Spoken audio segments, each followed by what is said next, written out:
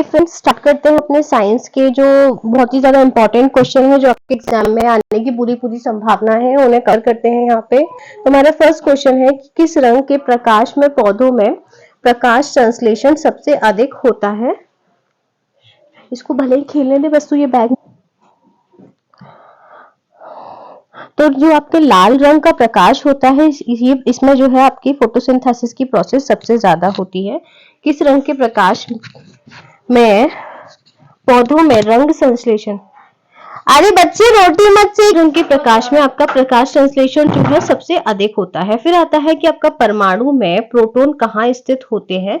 तो ये आपके नाभिक के भीतर होते हैं परमाणु में प्रोटॉन। ठीक है, परमाणु में प्रोटॉन कहाँ स्थित होते हैं, आपके नाभिक के भीतर होते हैं परमाणु में प्रोटॉन। फिर आता है आपका संवेग परिवर्तन की दर किसके बराबर होती है। तो आपके संवेग परिवर्तन की दर जो है आपके बल या फोर्स के बराबर होती है। और परमाणु में प्रोटॉन कहाँ स्थित होते हैं, तो आपके नाभिक के भीतर होते हैं। प्रोटॉन और न्यूट्रॉन आपके नाभिक के अंदर होते हैं और इलेक्ट्रॉन जो है आसपास जो है चक्कर लगाते हैं। फिर आता है आपके संवेग परिवर्तन की दर किसके बराबर होती है। तो संवेग परिवर्तन की दर जो है आपके बल या फोर्स के बराबर होती है। फिर आता है कि कोशिका की खोज किस वैज्ञानिक ने की थी। तो कोशिका की खोज जो है आपके रॉबर्ट हुक ने की थी। कोशिका की खोज किस वैज्ञानिक ने की थी, तो कोशिका की खोज जो है आपके रॉबर्ट हुक ने की थी। और कांच का लाल रंग क्या मिलाकर दिया जाता है। तो कांच को जो लाल रंग है वो क्यूप्रस लवण मिलाकर दिया जाता है। ठीक है, कांच को लाल रंग क्या मिलाकर दिया जाता है, तो कांच को लाल रंग जो है आपका क्यूप्रस लवण मिलाकर दिया जाता है कांच को लाल रंग। फिर आता है होलोग्राफी में किस प्रकार के चित्र खींचे जाते हैं। तो होलोग्राफी में आपके 3 डायमेंशनल त्रिविमीय चित्र खींचे जाते हैं। क्या होता है कि होलोग्राफी में किस प्रकार के चित्र खींचे जाते हैं, होलोग्राफी में 3 डायमेंशनल या त्रिविमीय चित्र खींचे जाते हैं। जल के अंदर वायु का बुलबुला किस प्रकार के लेंस की भांति व्यवहार करता है। तो वह अवतल लेंस की भांति व्यवहार करता है। ठीक है, जल के अंदर वायु का बुलबुला जो है वो किस प्रकार के लेंस की भांति व्यवहार करता है, तो ये आपके अवतल लेंस की भांति व्यवहार करता है। फिर आता है कि जेम्स चैडविक ने किस मूल तत्व की खोज की थी। तो जेम्स चैडविक ने न्यूट्रॉन की खोज की थी। जेम्स चैडविक ने किस मूल तत्व की खोज की थी, तो जेम्स चैडविक ने आपके न्यूट्रॉन की खोज की थी। फिर आता है कि रेबीज की बीमारी अन्य किस नाम से भी जानी जाती है। तो रेबीज की बीमारी जो है आपकी हाइड्रोफोबिया के नाम से भी जानी जाती है। रेबीज की बीमारी किस अन्य नाम से जानी जाती है, तो रेबीज की बीमारी जो है यह हाइड्रोफोबिया के नाम से जानी जाती है। विटामिन ए की कमी से होने वाला रोग कौन सा है, आपका जीरोप्थैल्मिया रोग जो है ये विटामिन ए की कमी से होता है और ये शरीर के हमारे नेत्रों को प्रभावित करता है, जीरोप्थैल्मिया। फिर आता है कि लोहे पर जंग लगने से लोहे का अपचयन होता है या ऑक्सीडेशन होता है। ठीक है, तो लोहे पर जंग लगने से लोहे का अपचयन होता है या ऑक्सीकरण होता है। तो लोहे पर जब जंग लगती है तो लोहे का क्या हो जाता है, ऑक्सीकरण हो जाता है, ना कि उसका अपचयन या रिडक्शन होता है। ठीक है, दाब बढ़ने पर एक तरल का क्वथनांक क्या हो जाता है, बढ़ जाता है। प्रेशर बढ़ने पर क्या होता है कि कोई भी एक लिक्विड है उसका क्वथनांक क्या होता है, बढ़ जाता है, बॉइलिंग पॉइंट बढ़ जाता है किसी भी लिक्विड पर प्रेशर लगने से। मानव रक्त में ऑक्सीजन का परिवहन करता है, क्या करता है, आरबीसी। मानव रक्त में ऑक्सीजन जो है वो ऑक्सीजन का परिवहन, ऑक्सीजन का ट्रांसपोर्टेशन कौन करता है, तो वो आरबीसी करता है मानव रक्त में ऑक्सीजन का ट्रांसपोर्टेशन। फिर आता है कि वसा में घुलनशील विटामिन है। तो वसा में घुलनशील विटामिन कौन सा है, वसा में घुलनशील आपका विटामिन है एडेक। ठीक है, ADEK। ठीक है, ये आपका है वसा में घुलनशील विटामिन। फिर आता है कि ध्वनि की चाल है तो ध्वनि की चाल कितनी है, ध्वनि की चाल है 760 मील प्रति घंटा।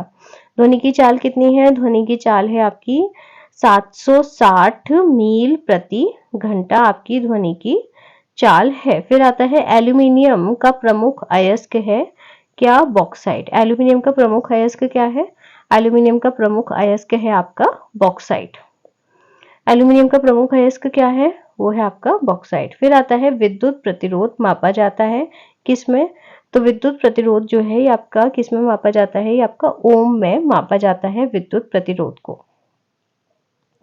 विद्युत प्रतिरोध आपका किसमें मापा जाता है? ये आपके ओम में मापा जाता है। फिर आता है कि पत्तियों का हरा रंग किसकी उपस्थिति के कारण होता है? तो पत्तियों का हरा रंग जो है आपके क्लोरोफिल की उपस्थिति के कारण होता है। पत्तियों का हरा रंग जो है ये किसकी? क्लोरोफिल की उपस्थिति के कारण होता है। और क्लोरोफिल में ऐसा क्या होता है कि वो हरा रंग देता है? तो क्लोरोफिल में आपका मैग्नीज होता है जिसके कारण हरा रंग होता है। फिर आता है कि आवर्त सारणी में द्वितीय एवं तृतीय आवर्त कितने तत्व होते हैं? तो ये आपके 8 तत्व होते हैं। ठीक है, आवर्त सारणी में द्वितीय और तृतीय आवर्त में 8 तत्व होते हैं। ठीक है, आवर्त सारणी में द्वितीय और तृतीय आवर्त में कितने तत्व होते हैं? आपके 8 तत्व होते हैं। ठीक है, फिर आता है कि एड्स से मानव शरीर का क्या प्रभावित होता है? एड्स से जो है आपका इम्यून सिस्टम वीक हो जाता है, प्रतिरक्षा तंत्र आपका क्या होता है? प्रभावित होता है।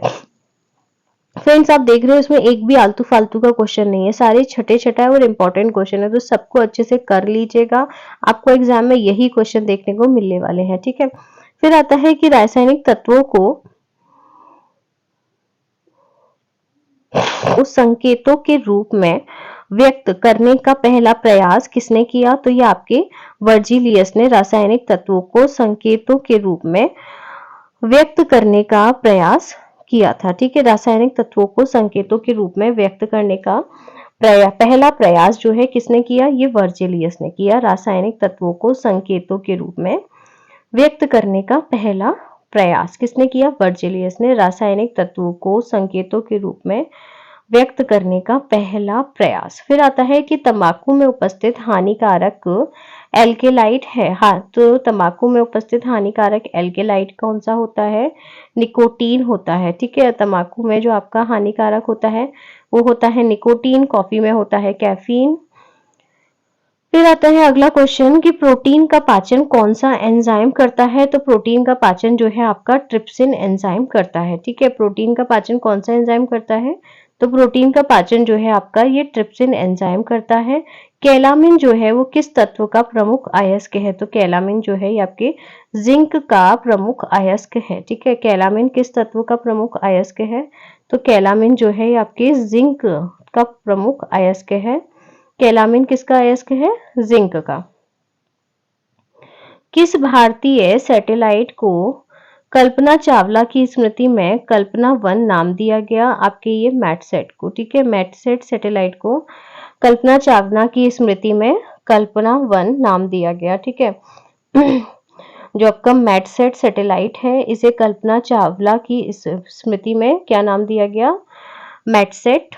ठीक है, फिर आता है कि क्लोरोफॉर्म बनाने के लिए क्या उपयोग में लाया जाता है? तो एथिलीन। इथिलीन जो है ये आपको ये क्लोरोफॉर्म बनाने के लिए यूज में लाया जाता है, इथिलीन। ठीक है, क्लोरोफॉर्म बनाने के लिए क्या यूज में लाया जाता है? इथिलीन क्लोरोफॉर्म बनाने के लिए यूज में लाया जाता है। ठीक है फ्रेंड्स, चलिए अभी हमारा हम इतना ही कवर करेंगे, फिर आगे मैं आपके लिए और इम्पोर्टेंट क्वेश्चंस की सीरीज लेकर आऊंगी। Thank you so much. Like कीजिएगा, शेयर कीजिएगा, सब्सक्राइब कीजिएगा।